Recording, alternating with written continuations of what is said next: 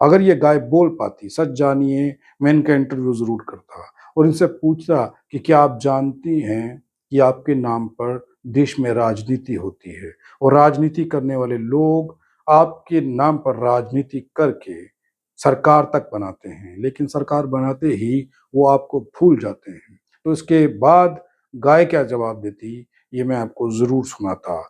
लेकिन अफ़सोस ये है कि ये बोल नहीं पाती हैं। इस वीडियो को देखिए, वीडियो में बैठी हुई आपको कई गायें दिखाई दे रही होंगी। ये गायें ना तो किसी गौशाला के अंदर है, ना किसी डेयरी फार्म के अंदर है और ना ही किसी के घर में है। ये गाय जो हैं, ये सड़क के बीचों-बीच अम्बेडकर चौक के पास बैठी हुई हैं। कुछ दिन पहले मैंने कुछ तस्वीरें सुबह-सुबह खींची थी, जिन तस्वीरों में दिखाई दे रहा है कि गाय कूड़े के ढेर में से खाना ढूँढने का काम कर रही हैं। वो गाय उस कूड़े को खा रही हैं, उसके साथ लिफ़ाफ़ा भी खा रही हैं, यानी कि पॉलीथीन खा रही हैं, जिस वजह से गाय को कई सारे गंभीर रोग हो सकते हैं। देश के अंदर गाय को लेकर के बड़ी ज़बरदस्त राजनीति होती है।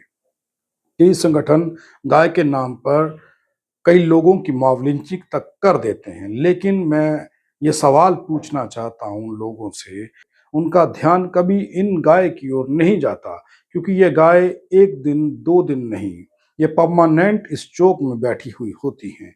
यहाँ से उठकर खाने की तलाश में ये साथ ही में एक रेस्टोरेंट है, उस रेस्टोरेंट के पीछे कूड़े का ढेर है, उस ढेर में से खाना ढूँढने के लिए, चारा ढूँढने के लिए चली जाती हैं।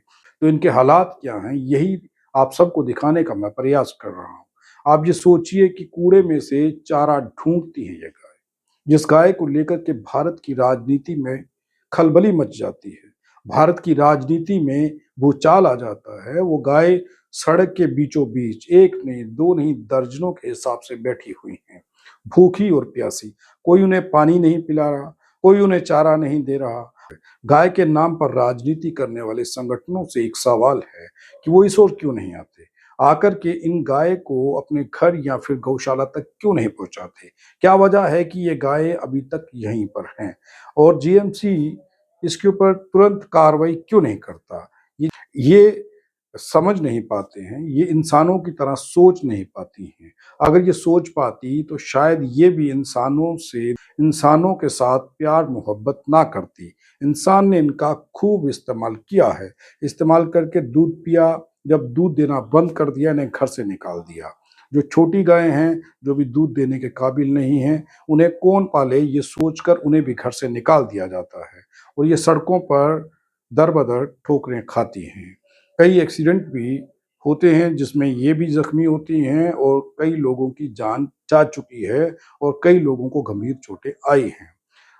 जिस व्यक्ति को गंभीर चोट आती है, उसे हॉस्पिटल भेज दिया जाता है, उसका इलाज हो सकता है।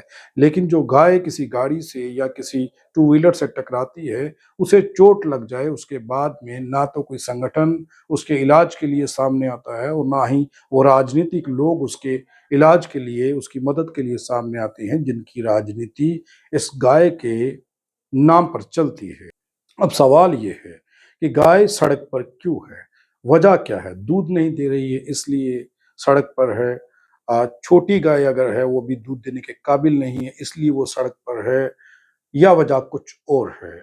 इसी वजह को तलाशने के लिए हम लोग वहाँ पहुँचे थे। लेकिन उन संगठनों का क्या? जो संगठन गौशालाएँ खोल कर के बैठे हुए हैं, वो लोग इन गायों को गौशाला में क्यों नहीं ले जाते? अब सोचिए, ना उन्हें कोई पानी पिलाने के लिए है, ना उन्हें कोई चारा देने के लिए है। चारा वो कूड़े के ढेर में से ढूँढ रही हैं। अब आस्था पर चोट क्यों नहीं पहुँच रही? उन संगठनों को यहाँ पहुँचना चाहिए और जीएमसी को, जिनकी ये गाय है, उन लोगों को ढूँढना चाहिए। उन लोगों के खिलाफ कानूनी कार्रवाई करनी चाहिए। क्यों इन्हें सड़क पर छोड़ दिया गया है? दूध देते थे तो ठीक था, दूध देना इन्होंने बंद किया तो इन्हें सड़कों पर छोड़ दिया गया। लेकिन सवाल फिर यही है, वो संगठन, खास करके वो संगठन जो गाय के नाम पर राजनीति करते हैं, उन संगठनों को यहाँ ज़रूर पहुँचना चाहिए।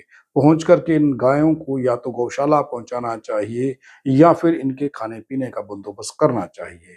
कई ऐसी गायें हैं जिनके एक्सीडेंट में गंभीर चोटें आ जाती हैं, लेकिन उसके बाद ना तो उन्हें हॉस्पिटल लिया जाता है, ना ही उनका कोई इलाज करवाने के लिए सामने आता है। भारत के अंदर गाय को लेकर के राजनीति होती है। राजनीति इस तरीके की कि कई राजनीतिक दल सरकार तक बना लेते हैं।